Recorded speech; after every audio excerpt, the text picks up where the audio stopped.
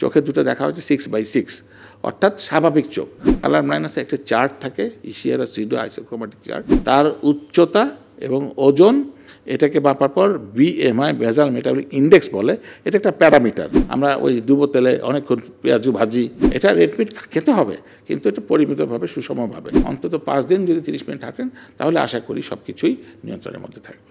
Sir, একটা বিষয় আপনার থেকে একটু জানতে চাইব। বর্তমান সময়ে অনেক কিশোর এবং কিশোরী আছেন যাদের আগ্রহটা কেবিন ক্রু হওয়ার জন্য। আমরা অনেক সময় খেয়াল করে থাকি যে স্বাস্থ্যজনিত বিভিন্ন ধরনের সংকট রয়ে যায়, বিশেষ করে বিএমআই যদি চেক করতে যায় সেক্ষেত্রে দেখা যায় বিএমআইটা ঠিক না। কেবিন ক্রু আসলে দুরকম, একটা হচ্ছে সামরিক আর একটা হচ্ছে অসামরিক। আমার মনে হয় যে আমরা অসামরিকটার কথা বলতে চাইছি, যেখানে শিক্ষাগত যোগ্যতা অন্যান্য বিষয়ের সাথে সাথে স্বাস্থ্যগত বিষয়টাতে ফোকাস করতে চাচ্ছি।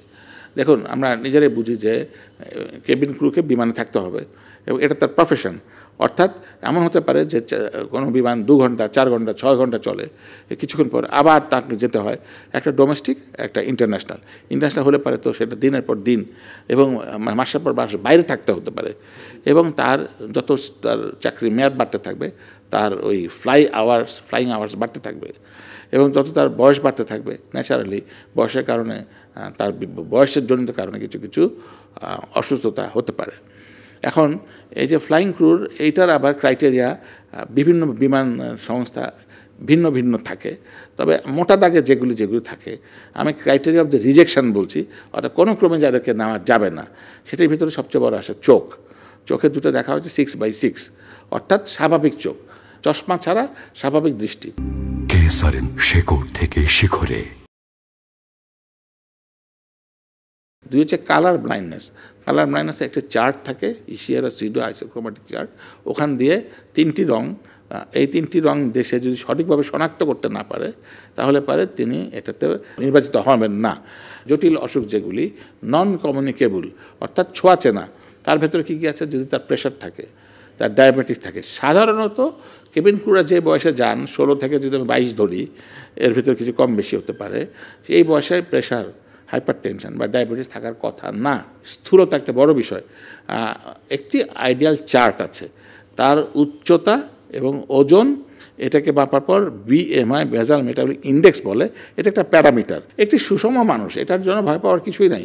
একটি সাধারণ মানুষ, আমি আপনাকে সামনে দেখছি, আপনি সামনে বলছে যে আপনার বিএমআই স্বাভাবিক থাকবে। যে খাবারগুলি খারাপ আমরা সেটা জানি, কিন্তু এই প্রজন্মকে সেই খাবারগুলি বাইরে রাখতে পারছি না। যেমন junk food, sandwich, patties, burger, hot dog, বিশেষ করে সোডা জাতীয় পানি, কোমল পানি, চিপস, আবার যেগুলি প্রিজারভেটিভ দেওয়া হয়, লবণ জাতীয়, যেমন পিকলস, আচার, এইগুলি স্বাস্থ্যের জন্য অত্যন্ত ক্ষতিকর। আমরা ওই ডুবো তেলে অনেকক্ষণ পেঁয়াজু ভাজি, তারপর আগের থেকে দিন তেল রেখে দেই, সেখানে মোবিল মেশানো থাকে, সেখানে আমরা জিলাপি জাতীয় রঞ্জক পদার্থ দেই। এইগুলি সবগুলি খাবারই অত্যন্ত ক্ষতিকর এবং এটা চর্বি জাতীয় খাবারও ক্ষতিকর। রেড মিট খেতে হবে, কিন্তু এটা পরিমিতভাবে সুষমভাবে।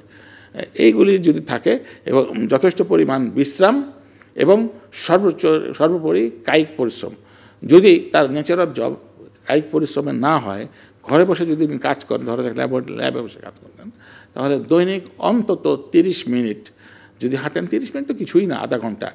উনি যদি এরকম অজুহাত তোলেন, বা নিজের কাছে অজুহাতটা, আসলে আমার তো অর্থ নাই, জিমে যেতে পারছি না, জিমে যাওয়ার কোনো দরকার নাই, আমি খুব দায়িত্ব নিয়ে বলছি।